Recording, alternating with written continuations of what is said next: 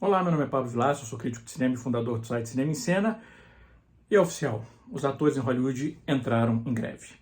Eu já gravei 2 vídeos falando um pouco sobre a paralisação dos roteiristas, explicando quais eram as demandas dos roteiristas, por que as negociações com os estúdios empacaram, quais eram as regras que regem o que os roteiristas podem ou não fazer durante a paralisação. E nesse vídeo eu vou falar sobre a greve dos atores, as demandas dos atores e as regras que regem o que os atores podem ou não fazer durante esse período, mas vou falar também sobre algo que eu acho que é fundamental, que é a situação dos atores de audiovisual no Brasil. Então, primeiro eu vou começar falando sobre a greve, mas eu acho importante essa discussão também, que a situação no Brasil é ainda pior.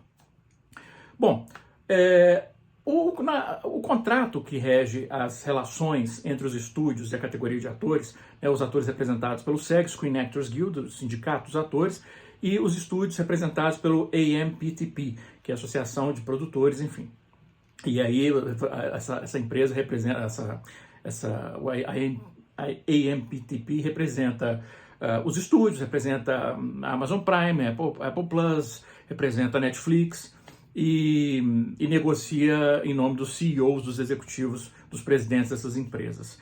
E o contrato venceu no dia 30 de junho. Então, a rigor, a greve poderia ter começado já no início de julho, mas como havia o feriado de 4 de julho, independente dos Estados Unidos, no meio, eles acharam por bem prorrogar o contrato durante mais 12 dias e as negociações se encerraram oficialmente ontem, 12 de julho.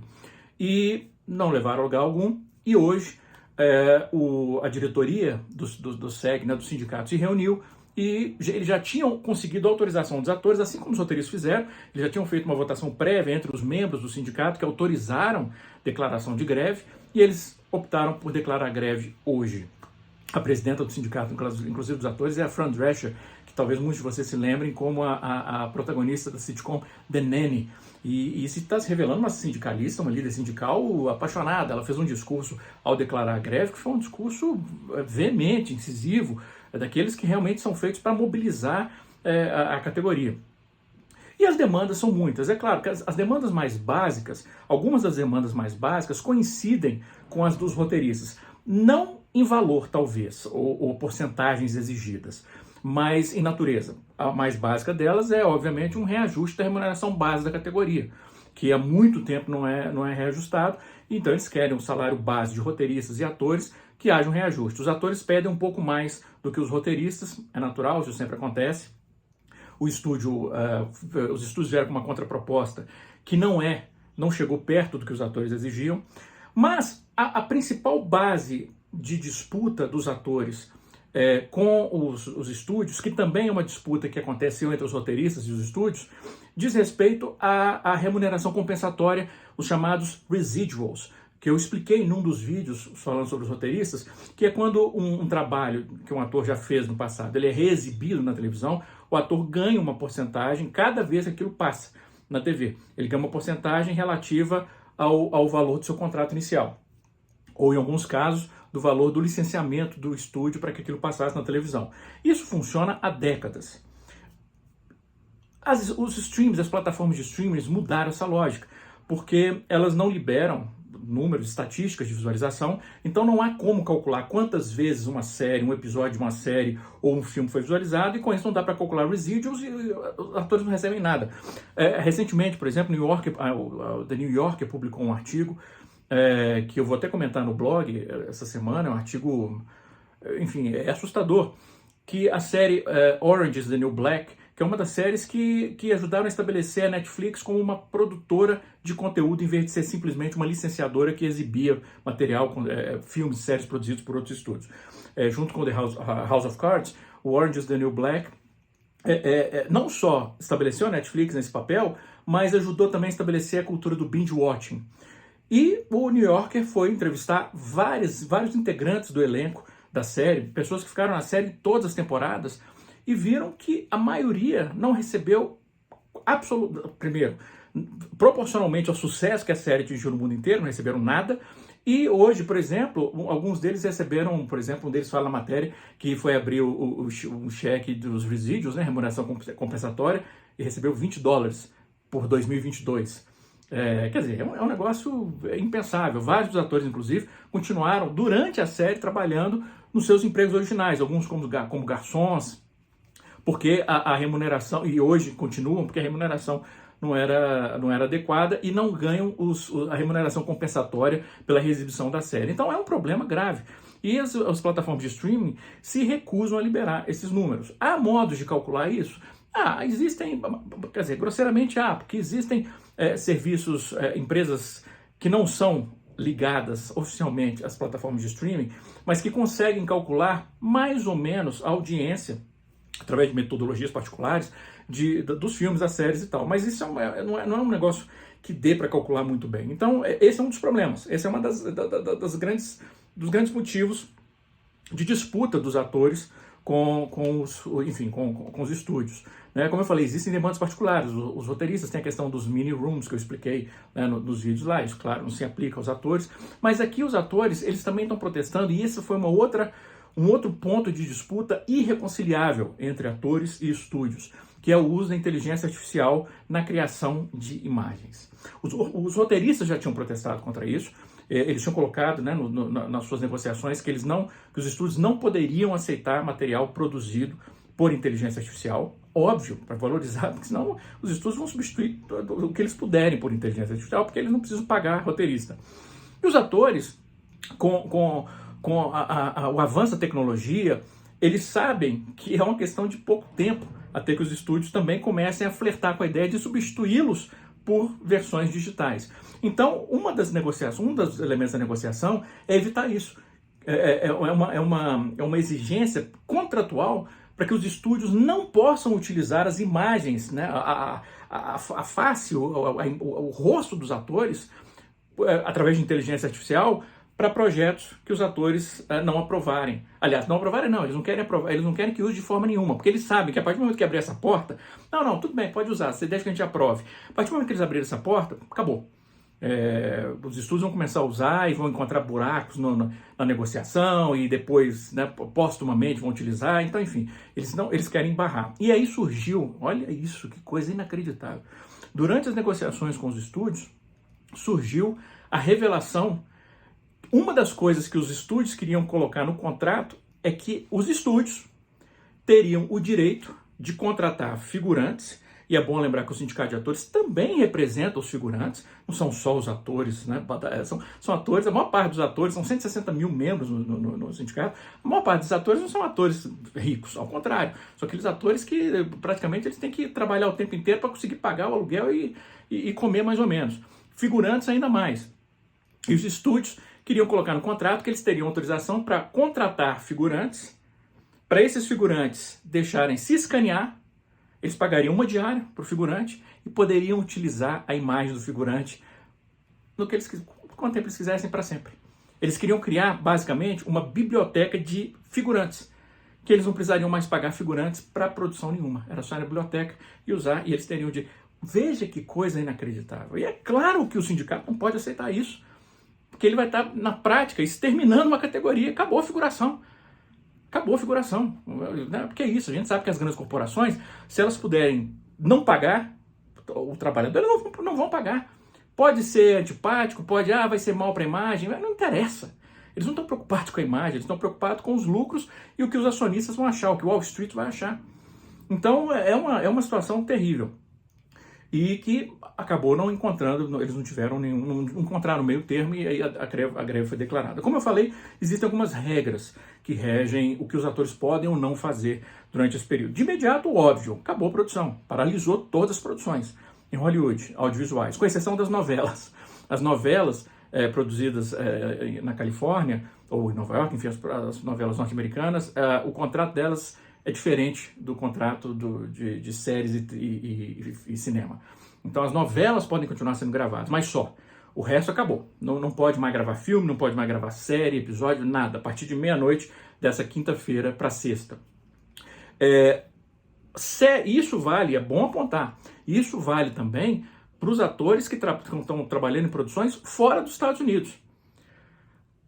A greve estabelece o seguinte: os membros do sindicato dos atores não podem fornecer seus serviços para qualquer membro da Associação dos Produtores. Então, é uma produção da Netflix, não interessa se é nos Estados Unidos, no Brasil ou na Coreia do Sul. Os atores que fizerem parte do sindicato do SEG, de Hollywood, não podem participar dessas produções. Na Inglaterra, que tem o seu sindicato próprio, existem algumas aberturas no contrato que permitem que, por enquanto, algumas séries continuem gravando. Mas não vai durar isso também, não tenho dúvida. Então, assim, a rigor, parou qualquer tipo de produção. Essa é a primeira coisa, isso é óbvio. Isso paralisa toda a indústria, que se já estava com dificuldade, só para vocês terem uma ideia, eu estava pesquisando isso, se por mês, vamos supor, o número eu vou tirar da cabeça porque eu não vou lembrar, mas só para vocês terem uma ideia da escala. Se as autorizações que a Califórnia liberava para produções filmarem em locações, filmar nas ruas, era, sei lá, 900 autorizações para filmagem nas ruas por mês, já há 2 semanas tinha caído para 30 ou 20. Quer dizer, a escala de produção já tinha caído imensamente. Agora, então, paralisa totalmente. Isso, é claro, vai afetar não só a indústria de atores e roteiristas, vai afetar restaurantes, vai afetar diretores de arte, construtores de cenário, quem carrega maquinário para isso, paralisou tudo. Então, afeta todo mundo.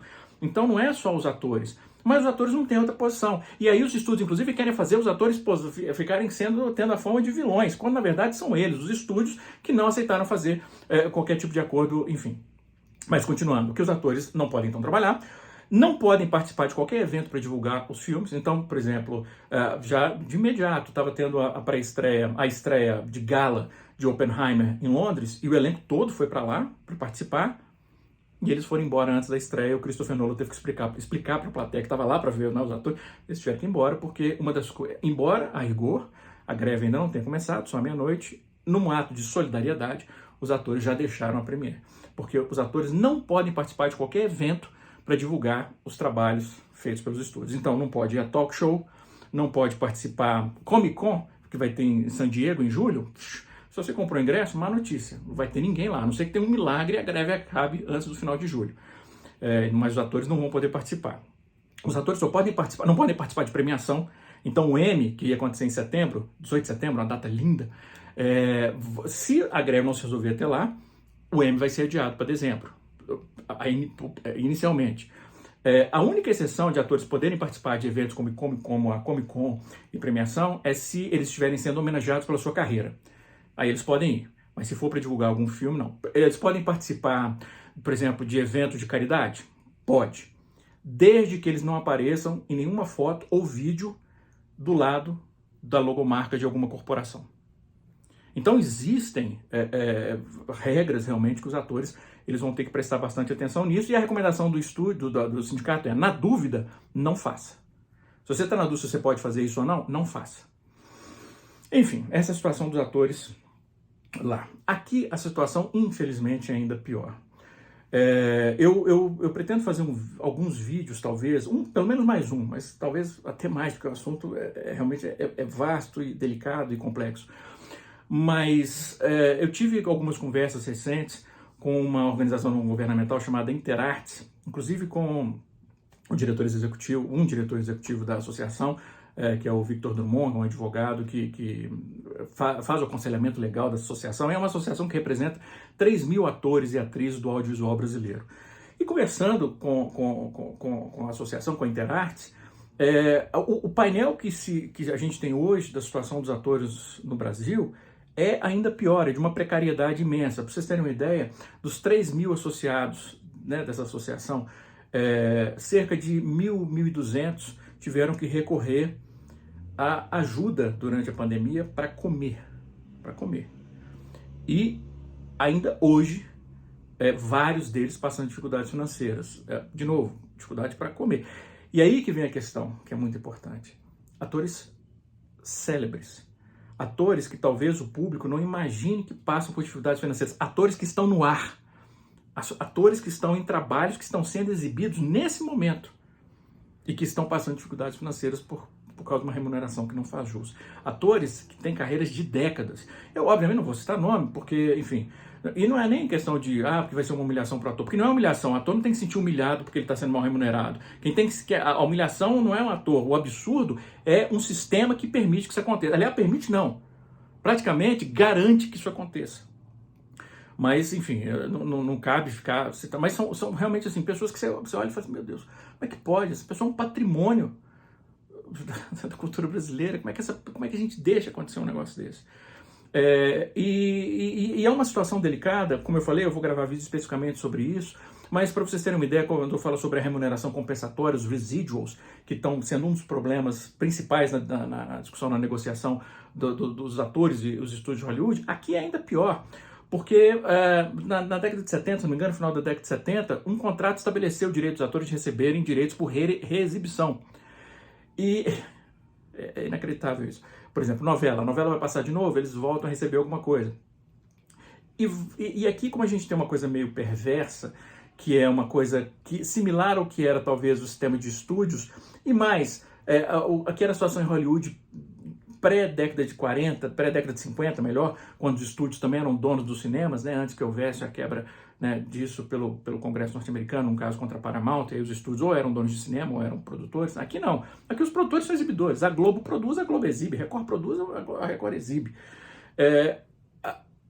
A maneira de manipular esses contratos é muito... Então, por exemplo, eles vão ganhar dinheiro por reexibição? Vão. Mas a gente não está fazendo reexibição. O nome disso é reprise. Por incrível que pareça. É uma mudança na palavra para poder furar o contrato e pagar menos. Esse tipo de coisa. Como eu falei, eu quero inclusive marcar uma conversa com o Vitor Drummond, que é um cara sensacional e tem um conhecimento, enfim, como eu falei, amplo. Ele está nessa batalha, pelo menos desde 2005, que é quando, se não me engano, eles fundaram a Interartes, inclusive tentando aprovar projetos de lei para fortalecer a categoria.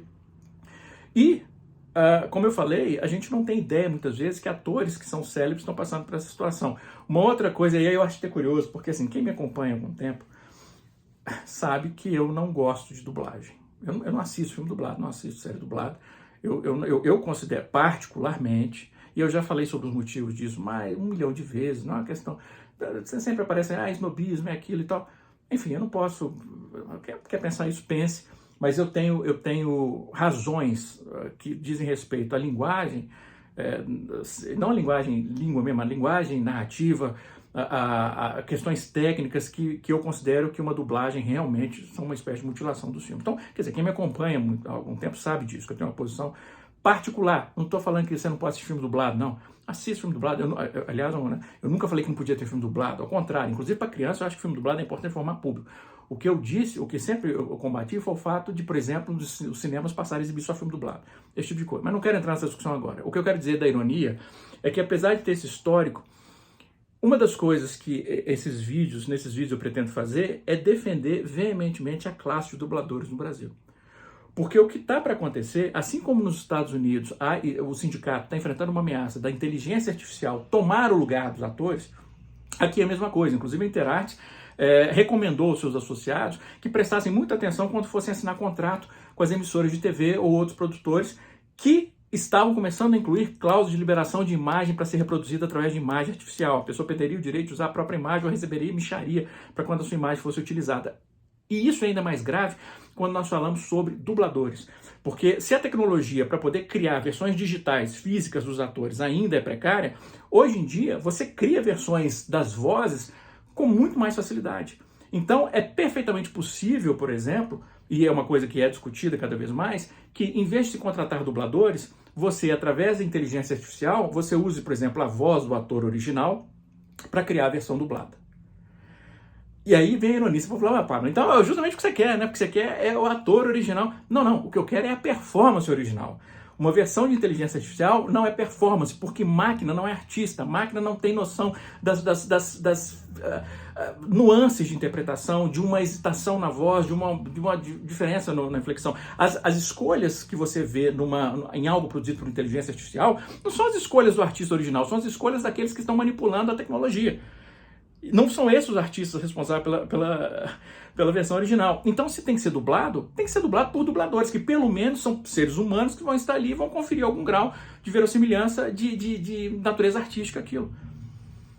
E a categoria dos dubladores passa a ser muito ameaçada a partir de agora. E a Interartes também defende a categoria dos dubladores. Enfim, e perdão pela música, enfim, gravar é isso, né? Não tem estúdio, mas depois, de repente, eu vou redublar a minha voz. E aí tira esse som. Ah, não, já foi embora, não preciso disso. Meu Deus. Você tá vendo? Esse é o problema de não editar o vídeo. Porque eu não gosto de editar e aí fica esses buracos. Mas enfim, pelo menos fica mais natural. Para encerrar, não, enfim, para concluir, então é uma situação urgente. A situação dos dubladores eu considero até que é um pouco mais urgente que a dos atores e atrizes que, enfim, que estão com preocupação da sua imagem ser reproduzida por inteligência artificial. Então, sim, defendo e vou defender a classe dos dubladores. Eu não quero jamais a extinção de uma classe trabalhadora. Não interessa se artisticamente o trabalho deles me agrada ou não. A defesa da classe de trabalhadores eu seria extremamente incoerente se eu dissesse, não, como eu não gosto da dublagem como conceito, que se danem aqueles que vivem disso. De forma nenhuma. A classe tem que ser protegida. E ela está sob ameaça.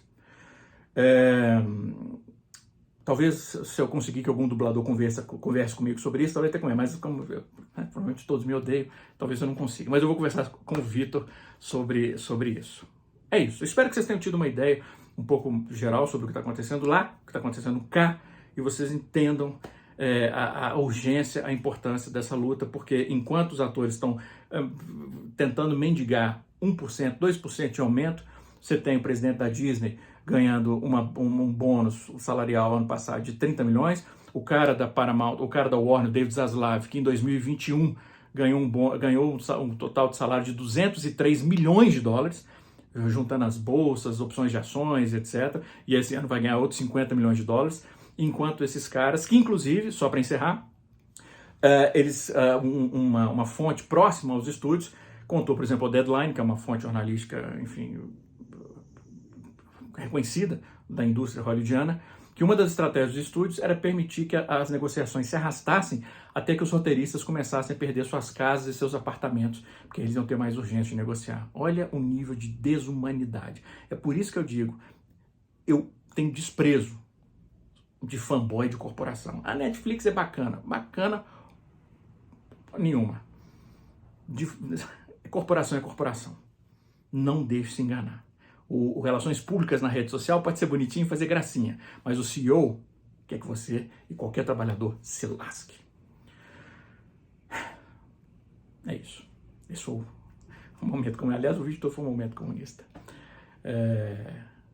Um grande abraço. Bons filmes.